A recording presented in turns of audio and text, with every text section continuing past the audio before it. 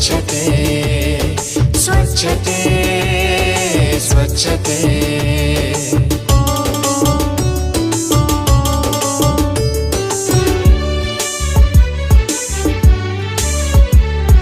ಬೀದಿಗೆ ಬಿಸಾಡಿದ ಕಸ ಊರ ತುಂಬ ಹರಡಿದೆ ವಿಷ.